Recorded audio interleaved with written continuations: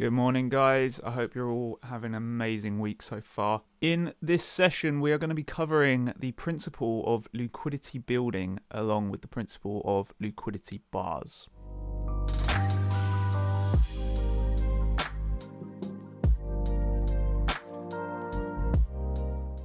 So guys, as we just covered in the intro, we're going to be talking about liquidity bars today, and we're going to be showcasing one of the setups that we have spotted this morning. Now this is Euro to New Zealand dollar, and this overall is a setup where we have built liquidity within a bullish range, and we've built liquidity to the upside. Now we have established a lower time frame area right here that we wanted to take a high to signify that highs are going to be taken. Now the principle behind this is we are building liquidity across these highs. Now what we've been doing lately is highlighting highs that sit in a relative area. Again, this is not support resistance, this is not trend line, but it is a easy visualization of institutional order flow. And we identify these points of institutional order flow by tracking the impulsive aggressive shifts out of a relatively similar area of trajectory. Now, we all know that the markets are moved by institutional players, and once these institutional players change their trajectory from bearish into, for example, bullish, the first high to be taken is our signifying point. Now, these points must be relevant and they must be responsible for establishing new lows within the downwards movement. This tells us that there is a significant amount of liquidity that's been put in at this point. So taking the first one pretty much tells us that they're looking to run the rest. Now, of course, there's going to be different scenarios for this, and it's going to work most of the time if you follow the range liquidity. So, for example, swing ranges. Swing ranges are going to give you a very good directional bias, and then from there you want to look for liquidity being built in the opposite direction. Now, we established this high being taken. Now we're looking for the next high to be taken right here. Once we run this high, then we are set to run most of these internal highs here, taking us above the pre-established range and liquidity grab of the swing low that we established yesterday. So we're going to put this on fast forward so you don't have to sit and watch this price action take as long as it needs to take to get to these points. But as it stands, we have an alert set on the high for the first target, and from here we're expecting to see a move taking us through into the liquid high at the top.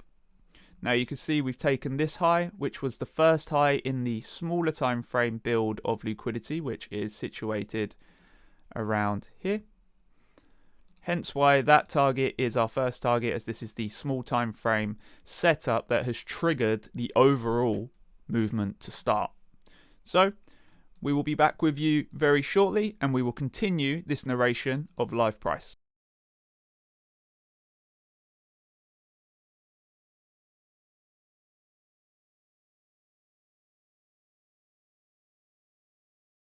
Right guys, so as you can see, we have just taken our first target, which signifies to us that we are now going to run into the upper areas of liquidity.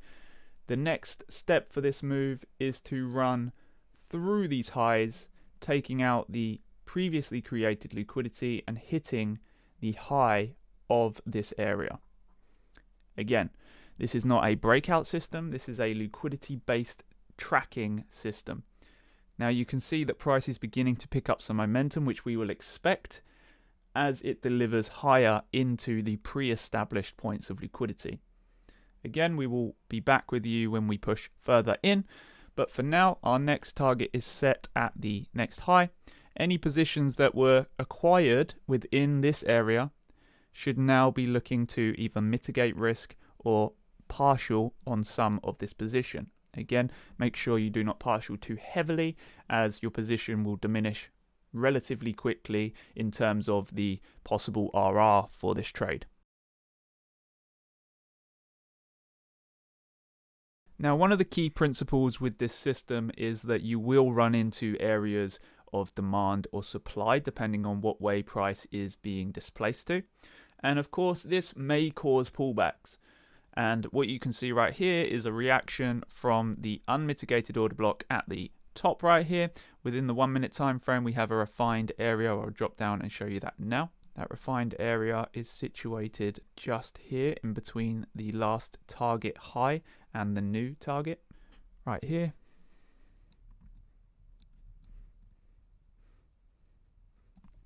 Now, pullbacks will more likely occur at these points, but overall the narrative should remain.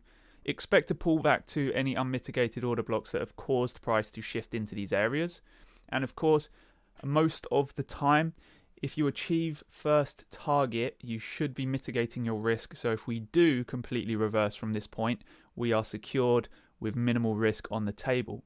Otherwise, look for price to continue and expect it to run the highs as mentioned. So just to elaborate on some of the price action that has occurred prior to this, we can see the same concept playing out in the lower end here. Now we generate a movement to the upside, which causes liquidity to be stored at the base and at the beginning of this impulsive move. We come down and completely mitigate this. We then generate several points of liquidity within this movement, and you will notice the way we take the exact same principle here. We run the first low, follow it back to the liquid target, which is where this starts, and price delivers back down to this point whilst generating new areas of liquidity above. Now all of the lower points of liquidity have been taken. We are looking to run highs. Now, if this does not take the higher targets that we have set out for it, then the next point for this will be running the low that liquidated our swing. Now, of course, as said before, every single scenario you get into in the market has a possibility to go against you, and this is why we use smaller time frame targets to then allow possible higher time frame targets to be hit, and if they don't, you know that you have exited the market within a reasonable parameter and you have used points within the market to secure and make yourself less exposed to the market. Remember, market exposure is one of the key elements when it comes to trading. It is not the be all and end all, but it is a major part of trading. We must make sure that we apply this and we don't let greed dictate to us when we take profits and where we secure our positions. Now, of course, every single one of these scenarios is going to change depending on where the highs are situated, how large the range is, what time frame you're trading on, but overall they should realistically all have a similar layout.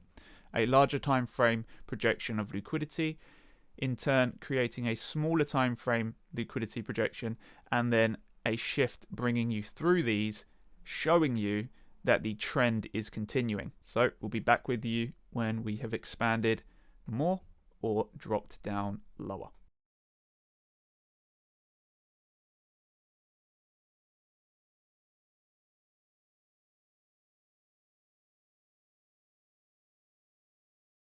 Okay, so as price pulls back, we're coming into the last area of imbalance or fair value gap, for whatever name you'd like to give it.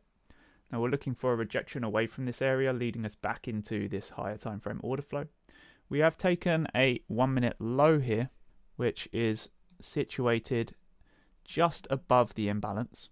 We've now taken this, so we'd like to see price go again through this high. If we do not reject from here, probability tells us that we're going to run back down into the lower points here. If that is the case, then so be it.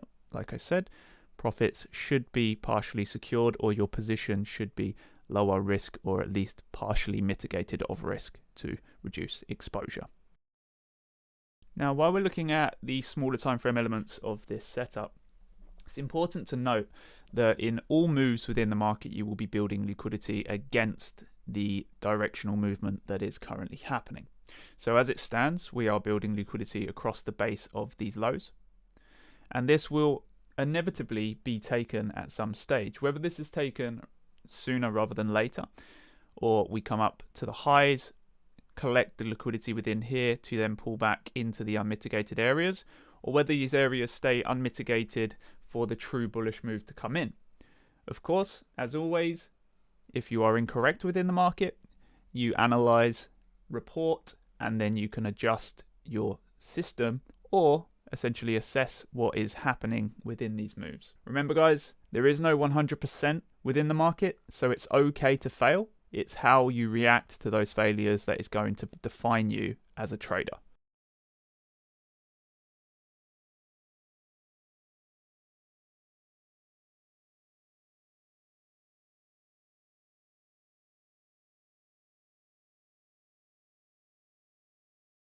Okay guys, so we have now taken the 1 minute creation of liquidity. I expect the move between these 2 points, so in other words from here to be relatively impulsive, which it is already supplying right there.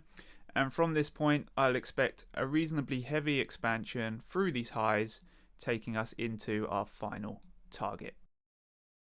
As stated earlier, we have now hit one of the higher time frame highs, so again partials and mitigation of position is something that should be applied if you are looking to partial out. If you are only looking to reduce risk, then of course move your stop appropriately and understand that this may not reach your target, even though through probability we know it should. We always have to prepare for the unknowingness of what the market may actually do rather than what we would like to see it do. Remember, delivery of correct price action is something the market gives to you and you cannot take from it. So whatever the market is willing to give, make sure you are willing to receive.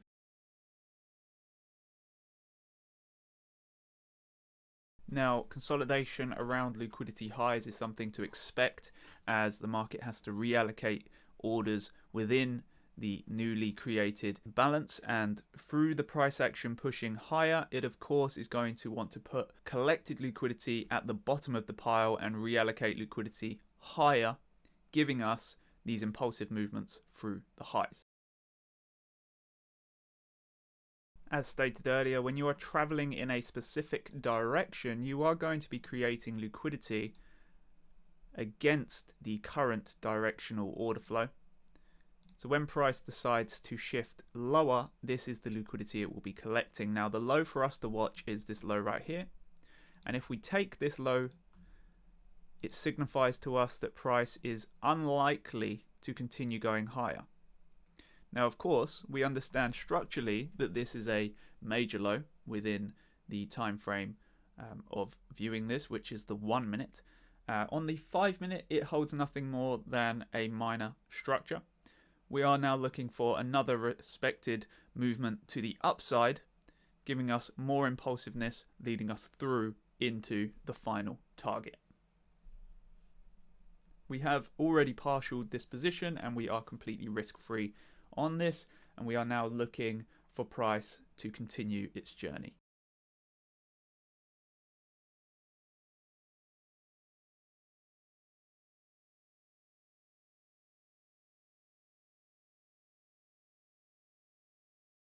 So if we come down to the 1 minute time frame here, we can see the same scenario occurring again with highs creating liquidity across this movement. If we take this high right here, the high responsible for running the previous low, we should in turn be looking at price expanding here and further towards our target. Now that we have put in a new low, we will change the overall trajectory of this and we will be focusing on the newly formed high as our point of confirm for running new highs, leading us into the liquidity collected across them. So we're now looking for price to run this high. When we do, we will be expecting a relatively impulsive move up to the final target within this 1 minute structural movement here. But of course, if we do not reach this high, we will be looking for price to put in a new low, giving us more liquidity across our highs, in turn encouraging price to go higher as we expect it to travel. So look for an impulsive move now once we have tapped back into this imbalance. Expect a shift higher now through to our final high.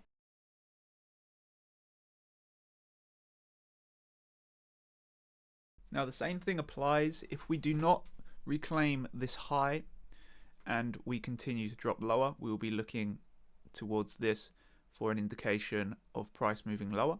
If we take this high and then run the target within the 1 minute, we will then be establishing this low, the base of this order block, as the new point of reference for price dropping down into the pre-created liquidity that sits on the downside.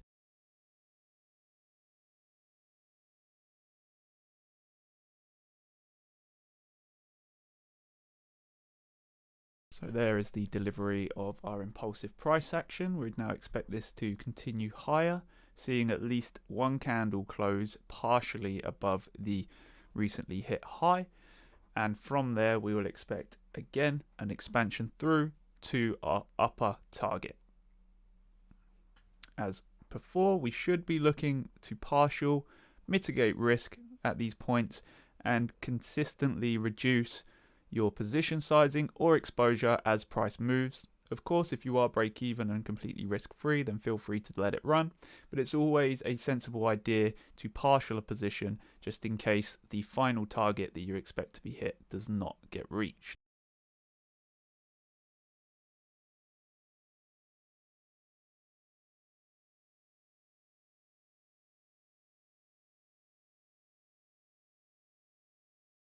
Now, as explained earlier, at the trajectory points and the areas that the liquidity is coming into the market, you should see very similar characteristics at each point that is relatively in the same area as the impulsive moves.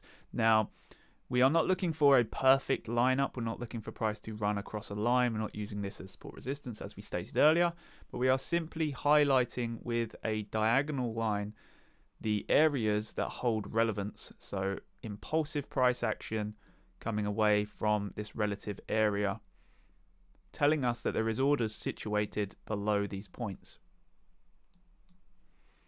The same thing has happened right here. We of course can adjust our trajectory if we really want to. It doesn't make a huge difference as long as we understand the principle and what we're looking at overall. Now, as it stands, we are pushing nicely off of this area of demand, and we are looking for price to run the high again, as we stated earlier. If we do not, and we take this SP, which stands for shift point, we will then be looking for price to be impulsive against the pre-established movement of upside price action.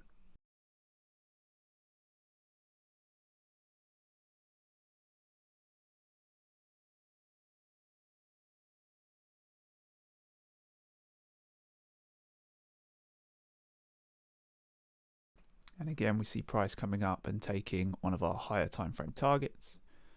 We're now seeing a pullback as a result of this, and we'll be looking towards this low to indicate to us if we are going to shift out of this pre-established bullish movement. As stated before, when we hit these higher time frame targets, we should be looking to mitigate risk and partial out if you wish to do so.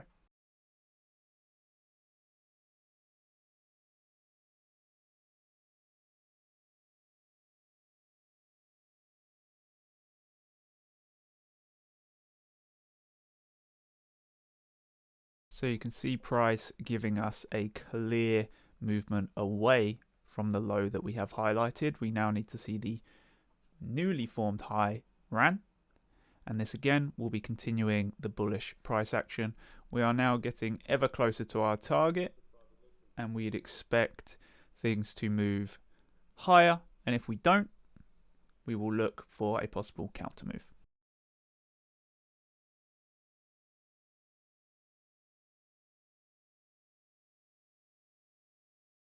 Okay, so you can see, guys, that we have taken now the SP with a clear impulsive move. Now what we're looking for is price action to continue lower here, and if it doesn't continue lower, we'll of course aim for our upper target. But the main element here is that we are going to look to mitigate most of our position, as the lower time frame price action tells us it may want to come and collect some of the liquidity formed on the way up to this price action. From there, we will look for a possible another long entry to the upside. But as it stands, I am looking for price to come back into this area and reject heavily. If we reject heavily, the signs are that we will be continuing down. If we do not reject, we will look for the highs to be ran again and follow price action as we have. Okay, guys, so we left off on our last break from when we had the SP ran. Now, we explained to you guys what we're looking for when it comes to directional bias within the market. And as you can see, if we take a closer look here, we are looking for impulsive institutional movements within the market. And as we break down, the only imbalance given to us is a very minor imbalance here, which is filled almost instantly, and then all of the price action that makes its way down is non-impulsive price action. So we look to confirm the order flow change as we have a pre-established movement. The order flow did not change and in fact continued, taking our target high as we explained to you earlier. If we do not confirm the change in order flow, then we continue in our direction. As an overview, final target has been hit. We would now expect price to reverse somewhat, taking us back down into some of these lower areas, and we wait to re-establish the bullish bias again, and we can pick up the next impulsive move to the upside. If you have enjoyed this video, guys, make sure you hit a like button, make sure you hit that comment button, and of course, I will catch you in the next one. Peace out.